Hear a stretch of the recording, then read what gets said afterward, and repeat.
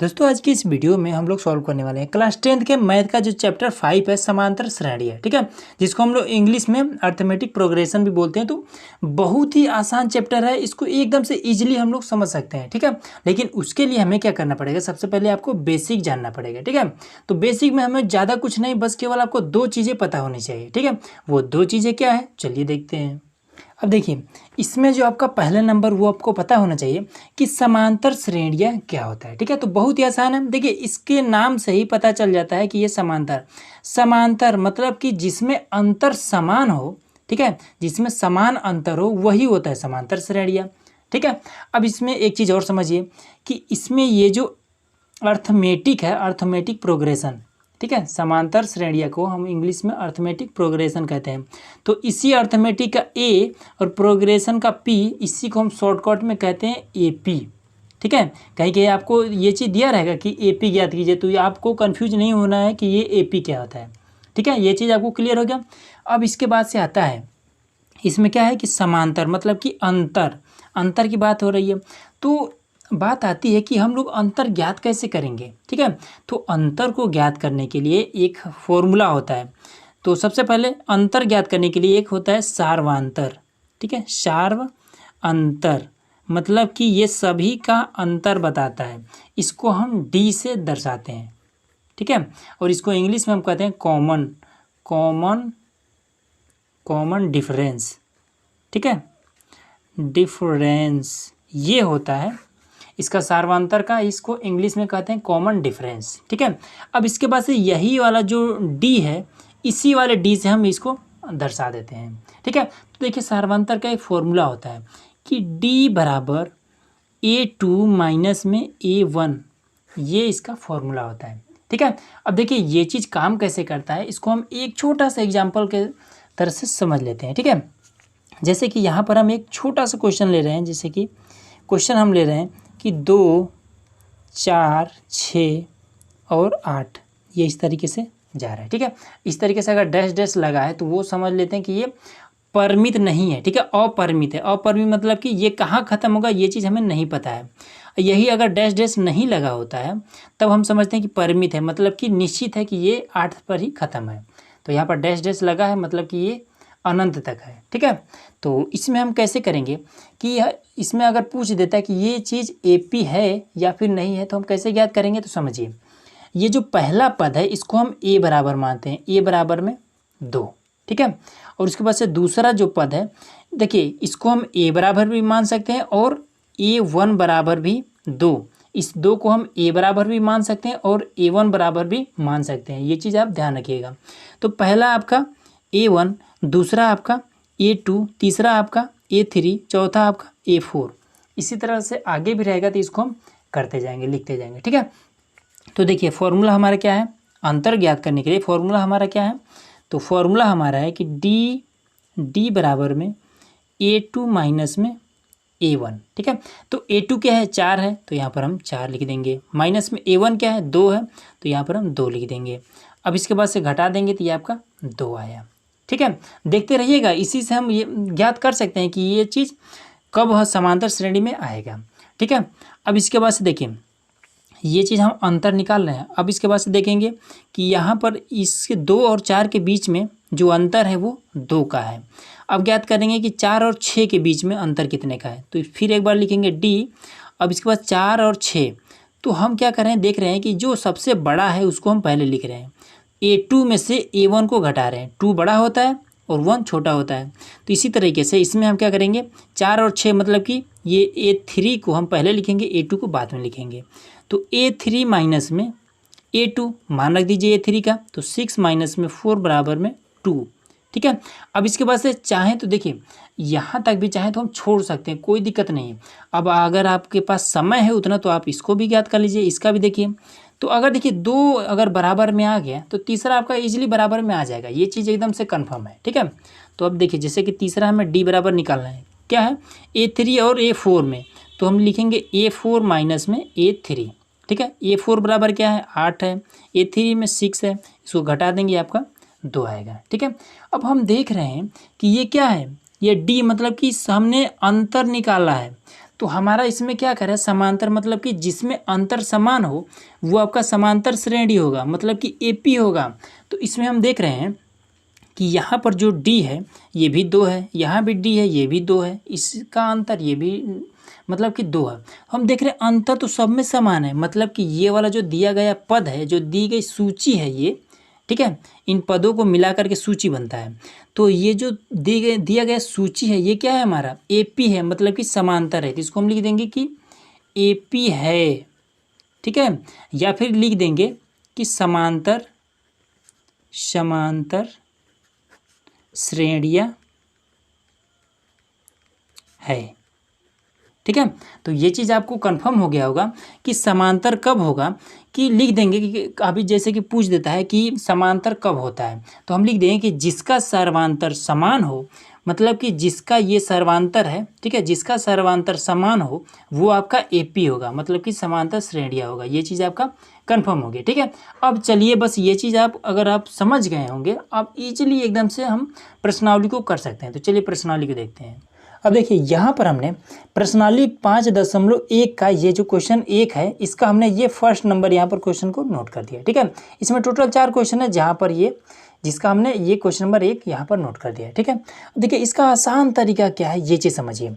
इसमें क्या कह रहा है कि निम्नलिखित स्थितियों में किन स्थितियों में संबंध संख्याओं की सूची एपी मतलब अभी हमने बताया कि क्या है, समांतर श्रेणी पूछ रहा है, ये समांतर श्रेणी में है और क्यों, ठीक है। इसका रीजन भी बताना है कि अगर समांतर श्रेणी में है तो वो क्यों है, ठीक है, ये चीज़ हमें ज्ञात करना है। तो देखिए क्वेश्चन में क्या है कि प्रत्येक किलोमीटर के बाद टैक्सी का किराया, जबकि प्रथम किलोमीटर के लिए 15 रुपये है और प्रत्येक अतिरिक्त किलोमीटर के लिए 8 रुपये है, ठीक है।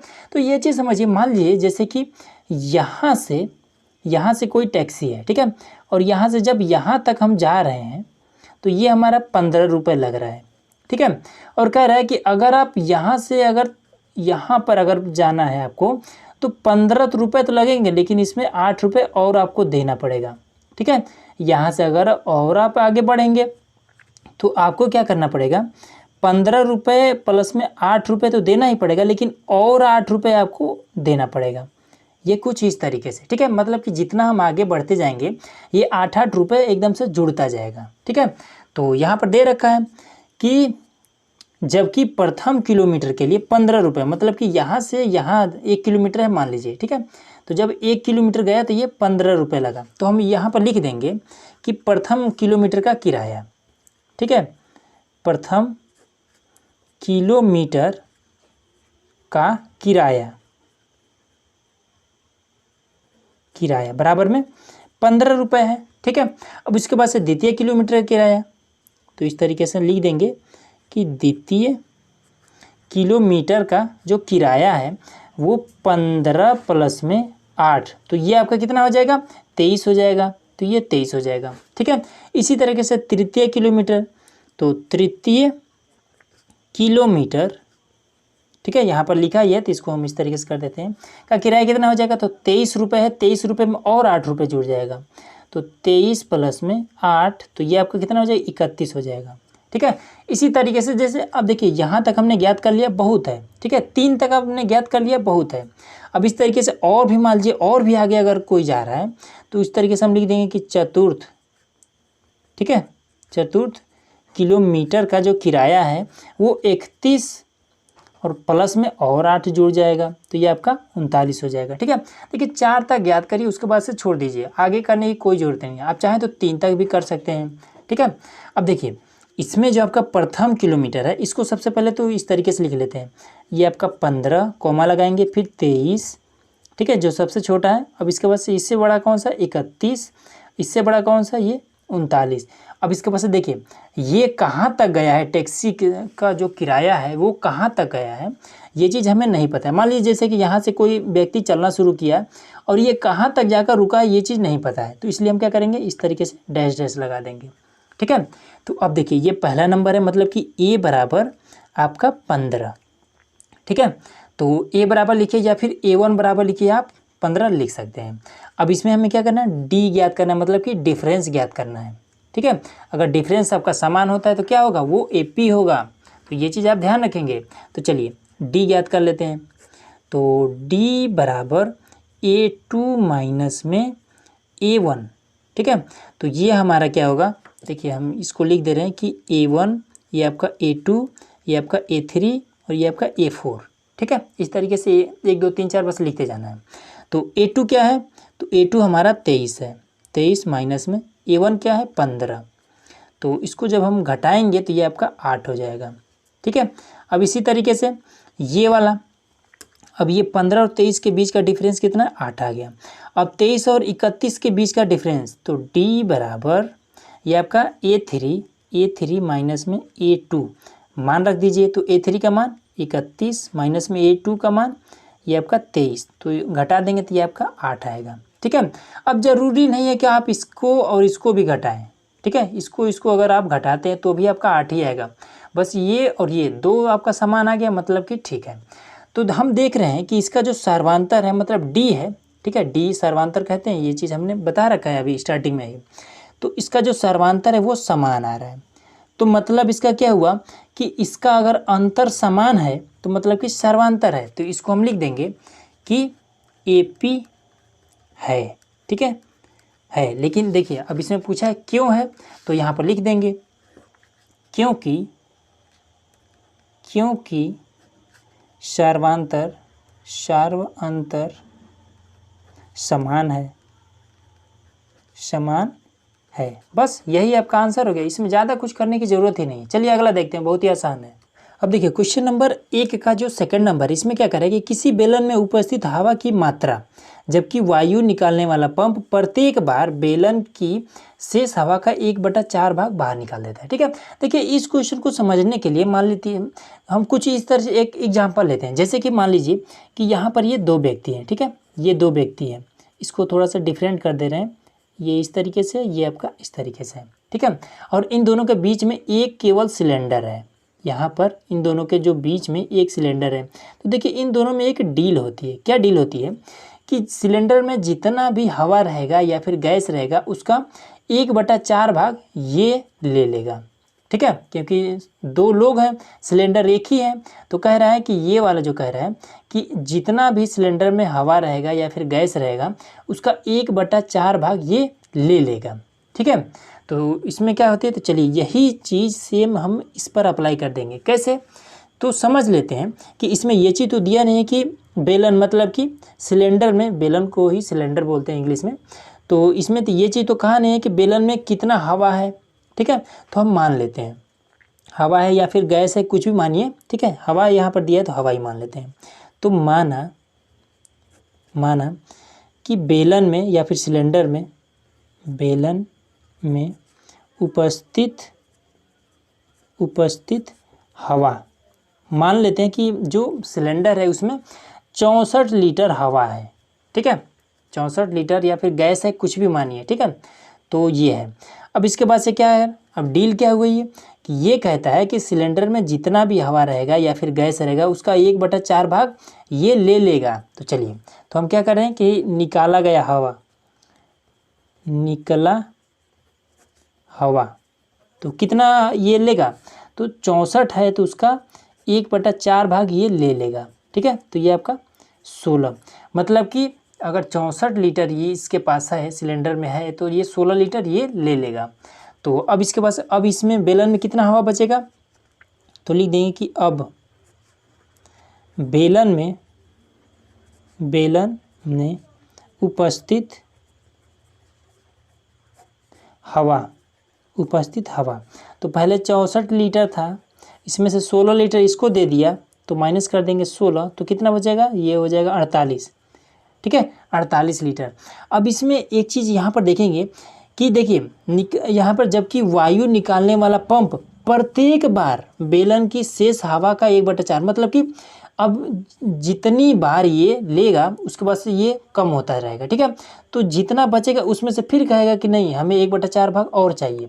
तो अब यहाँ पर ये इतना बचा है, ठीक है, पहले ये इतना था, अब ये इतना बचा है, अब कह रहा है कि हमें इसमें से भी 1/4 भाग चाहिए, ठीक है। तो डील जो हुआ है, डील के मुताबिक इसको देना ही पड़ेगा। तो चलिए, तो अब इसमें क्या करेंगे, निकला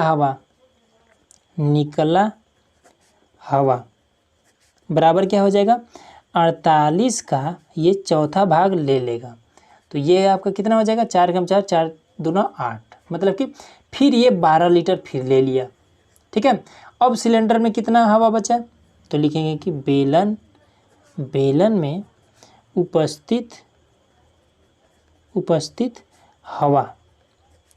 तो पहले तो 48 था, तो 48 में से 12 लीटर इसको दे दिया, तो 12 लीटर माइनस कर देंगे तो ये कितना हो जाएगा, ये आपका हो जाएगा 6, ये 3, अब 36 लीटर बचा है।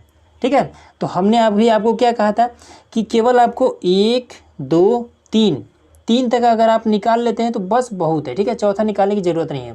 तो सबसे छोटा है उसको हम आगे लिख लेंगे, तो 36 कॉमा लगाएंगे, उससे बड़ा 48, अब इससे बड़ा 64, इस तरीके से हम लिख देंगे। ठीक है, अब इस तरीके से करने के बाद से इसको हम और भी आगे तक कर सकते हैं, लेकिन हम नहीं करेंगे। ठीक है, बस डैश डैश लगा देंगे। अब ए बराबर, पहला नंबर आपका 36 है, तो ए बराबर हम 36 मान लेते हैं। ठीक है, अब डी इसमें निकाल लेंगे, तो डी निकाल लेंगे मतलब कि अंतर निकाल रहे हैं, तो इसके और इसके बीच का अंतर, तो ये आपका A1 है, ये आपका A2 है, ये आपका A3 है। तो डी बराबर A2 माइनस में A1, तो A2 क्या है, ये आपका 48 है, A1 क्या है, 36 है। तो इसको हम घटा देंगे तो ये आपका क्या हो जाएगा, ये इसमें से तो 2 बचा, ये इसमें से तो 12। ठीक है, ये 12 आया। अब देखेंगे कि इसको और इसको आपस में घटाएंगे, तो ये डी बराबर में, तो ये क्या है A2 और A3, तो A3 माइनस में A2 कर देंगे, तो A3 क्या है 64 है, माइनस में ये आपका 48 है। इसको अगर हम घटाएंगे तो ये आपका कितना आ जाएगा, 14 में से 8 गया, तो ये आपका कितना हो जाएगा 6। अब इसके बाद से इसको घटा देंगे तो ये आपका 16 आ जाएगा। ठीक है, अब हम इसमें देख रहे हैं दोस्तों कि ये जो अंतर है, पहला वाला अंतर तो 12 आया, दूसरा वाला हमारा क्या है 16 आ गया। मतलब इसका ये हुआ कि ये दोनों अलग अलग आ रहा है। ठीक है, तो अगर दोनों समान आता तब तो AP होता, मतलब कि समांतर श्रेणी के अंतर्गत आता, लेकिन ये दोनों अलग अलग आ रहे हैं। ठीक है, तो ये AP नहीं होगा, ये चीज़ आप ध्यान रखिएगा, AP नहीं होगा। ठीक है, अगर आपको क्यों का जवाब देना है तो आप लिख सकते हैं क्योंकि इसका जो सर्वांतर है वो समान नहीं होगा, समान नहीं, इस तरीके से लिख सकते हैं। क्योंकि अगर आपको क्यों का जवाब देना है तो लिख सकते हैं क्योंकि अंतर समान नहीं है। ठीक है, ये चीज़ आप, बस यही आपका आंसर हो गया। कितना आसान है, चलिए अगला देखते हैं। अब देखिए ये आपका क्वेश्चन नंबर 1 का ये 3rd नंबर है। ठीक है, तो ये बहुत ही आसान है। देखिए इसमें क्या करना है, पहले क्वेश्चन को पढ़ते हैं कि प्रत्येक मीटर की खुदाई के बाद एक कुआं खोदने में आई लागत, जबकि प्रथम मीटर की खुदाई 150 है। ठीक है, जब प्रथम 1 मीटर की खुदाई की जाती है तो उसमें जो पैसा लग रहा है वो 150 रुपये लग रहा है, और बाद में प्रत्येक मीटर की खुदाई की लागत 50 रुपये बढ़ती जाती है। ठीक है, मतलब इसका ये हुआ कि जब 1 मीटर खोदा जाता है इसमें जो लागत आती है वो 150 रुपये आती है। ठीक है, और कह रहा है कि जैसे जैसे ये बढ़ रहा है अंदर की तरफ, इसमें क्या हो रहा है कि 50 रुपये और बढ़ता ही जा रहा है। ठीक है, मतलब कि 1 मीटर जब खोदा गया तो इसमें 150 का आया लागत। ठीक है, और जब दूसरा मीटर खोदा गया तो 150 तो आया, लेकिन 50 रुपये और बढ़ गया। ठीक है, दूसरा मीटर में 200 रुपये आ गया। ठीक है, तो इसी तरीके से हमें लिख देना है। क्या कह रहा है इसमें कि प्रथम जो लागत है, इसमें क्या है कि प्रथम खुदाई की लागत 150 रुपये, तो इसमें लिख देंगे कि प्रथम लागत बराबर में कितना है 150 रुपये। ठीक है, अब इसके बाद से 50 रुपये बढ़ जाती है दूसरी लागत में, जब दूसरा मीटर जब खोदा जाता है तब क्या होता है 50 रुपये और बढ़ जाता है, तो लिख देंगे कि द्वितीय लागत बराबर में 150 प्लस में 50 बराबर में 200। ठीक है, अब तृतीय लागत, तो तृतीय लागत जो है इसमें क्या हो जाएगा, जितना भी होगा उसमें से, तो इस बार क्या होगा 200 है तो इसमें और 50 बढ़ जाएगा, तो 200 प्लस में 50 बराबर आपका क्या हो जाएगा 250। अगर आप चतुर्थ लागत मतलब कि जब 4 मीटर जब खुदवाएंगे तब आपका कितना लग जाएगा तो लिख देंगे कि चतुर्थ, ठीक है, चतुर्थ निकालना जरूरी नहीं है, ठीक है, लागत, चतुर्थ लागत। तो इसमें कितना है, 250 रुपये लग रहा है, तो 250 में 50 और जुड़ जाएगा, तो 250 प्लस में 50 बराबर आपका 300 रुपये लग जाएगा, अगर आप 4 मीटर खुदवाएंगे तब, ठीक है। तो इस चीज़ को हम सही से लिख देंगे। तो 150, 200, 250, 300, ठीक है। इस तरीके से जितना आप गहरा करवाएंगे उतना ही पैसा बढ़ता जाएगा, 50-50 रुपये ऐड करते जाएंगे, ठीक है। तो इसमें जो आपका पहला नंबर है, ए नंबर क्या है, ए नंबर आपका 150 है, ठीक है। अब आपको डिफरेंस निकालना है, मतलब डी ज्ञात करना है, तो डी बराबर क्या होगा, A2 माइनस में A1। तो A2 आपका कौन सा है, तो सबसे पहले इसको हम इस तरीके से लिख लेंगे, A1, A2, A3, A4, ठीक है। आगे भी रहेगा तो A5, A6 कर देंगे। तो A1 कौन है, यहीं पर कर दे रहे हैं। तो A2 है 200, तो 200 माइनस में A1 कौन सा है, 150। तो ये 200 में से 150 गया तो आपका 50 आया, ठीक है। और भी अब इन दोनों के बीच में डिफरेंस, मतलब कि अंतर हमने ज्ञात कर लिया। अब इसके और इसके बीच का अंतर ज्ञात करेंगे, तो D बराबर में A3 माइनस में A2। तो ये आपका हो जाएगा 250 माइनस में 200, तो ये आपका हो जाएगा 50, ठीक है। तो हम देख रहे हैं, देखिए अब ये जरूरी नहीं कि आप इसका भी आप निकालें, इसको निकालना कोई ज़रूरी नहीं है, ठीक है। ये दोनों अगर समान आ गया तो ये भी आपका समान ही आएगा। तो हम देख रहे हैं कि अंतर समान है।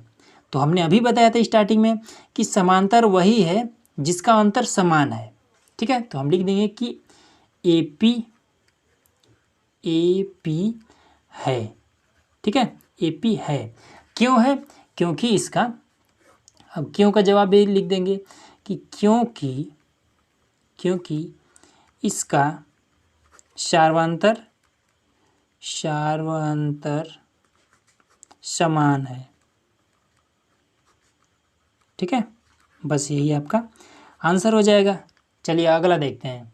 अब देखिए क्वेश्चन नंबर 1 का यहाँ पर ये चौथा नंबर है, ठीक है। तो बहुत ही आसान ये भी है। इसमें क्या है कि खाते में प्रत्येक वर्ष मिश्र धन का मतलब ये होता है कि जो हमारा मूलधन होता है, ठीक है, मूलधन और उसके साथ में जो ब्याज भी मिल जाता है, तो मूलधन और ब्याज को मिला करके जो पैसा होता है उसको हम मिश्र धन बोलते हैं, ठीक है। तो इसमें कह रहा है कि जबकि 10,000 रुपये की राशि 8% वार्षिक की दर से चक्रवृद्धि पर जमा की जाती है, ठीक है। तो इसमें हम क्या करेंगे, देखिए बहुत ही आसान है। सबसे पहले क्या करना पड़ेगा कि इसमें जो हमारे पास मूलधन है, मूल राशि है, वो 10,000 है। तो लिख लेंगे कि जो मूल राशि, ठीक है, मूल राशि जो है वो हमारा 10,000 रुपये है, ठीक है। तो मूल राशि हमने जमा कर दिया। अब इसके बाद से जो अगले साल, मतलब कि द्वितीय साल में जो ब्याज मिलेगा वो कितना मिलेगा, ठीक है। तो 8% ब्याज मिलेगा 10,000 पर। तो हम लिख देंगे कि द्वितीय वर्ष का ब्याज, तो इसमें क्या हो जाएगा, 10,000 का जो ब्याज मिलेगा कितना, 8%। तो 8% को गुणे में 8 बट्टे में लिख देंगे 100, तो इससे ये कट जाएगा, तो ये आपका 800। तो मतलब कि जो आपका द्वितीय वर्ष में जो ब्याज बनेगा वो आपका 800 रुपये बनेगा, ठीक है। तो अब आपका कितना टोटल कितना रुपये हो जाएगा, तो 10,000 आपने जमा किया था, ब्याज बन गया 800, तो आपका 10,800 रुपये हो जाएगा। तो 10,800 रुपये आपका टोटल अमाउंट हो जाएगा, ठीक है, द्वितीय वर्ष।